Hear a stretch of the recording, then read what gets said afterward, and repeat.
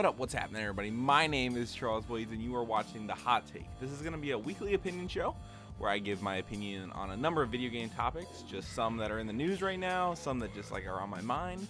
This one I'm talking about episodic games. We talked about this on the podcast a few weeks ago and I kind of wanted to expound my argument and how I view episodic games as a medium and a narrative release structure going forward in the video game industry. So the show's going to be happening every Friday, 10 a.m. Be sure to check back, and without further much ado, here you go.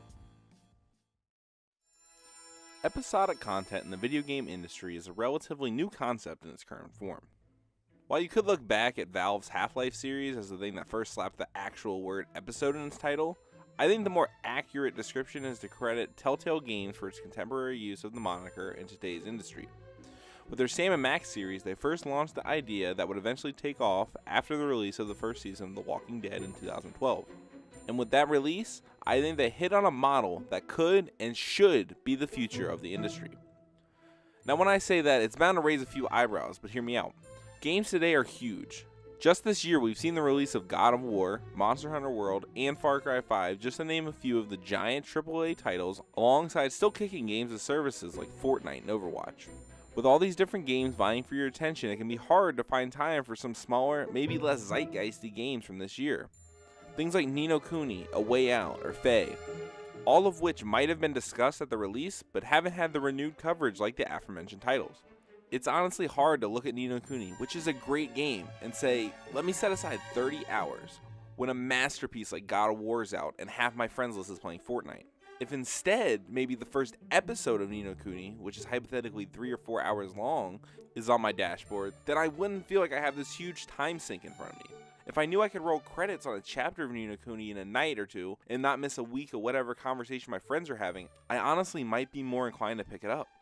Now, before you go saying, CJ, Ni no Kuni's already segmented into chapters, can't you just be responsible and play a chapter every few nights to yourself?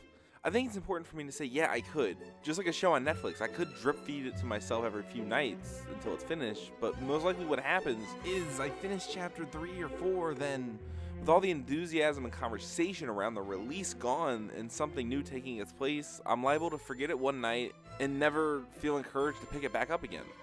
With as many on-demand services that we're provided with today, event viewing and playing is a lost art.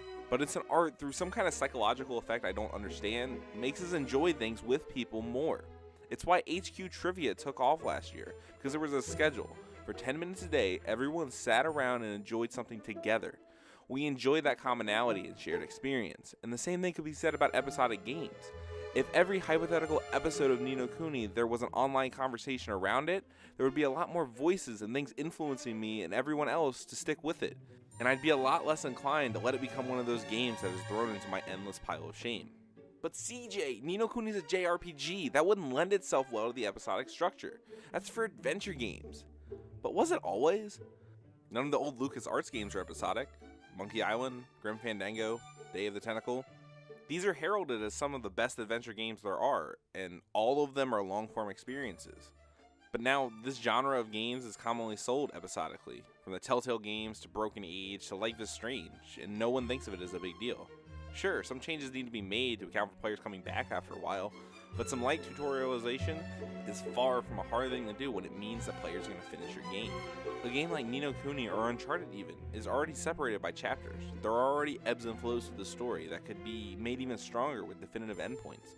There are very few genres that with minor tweaks couldn't be bended to fit the mold.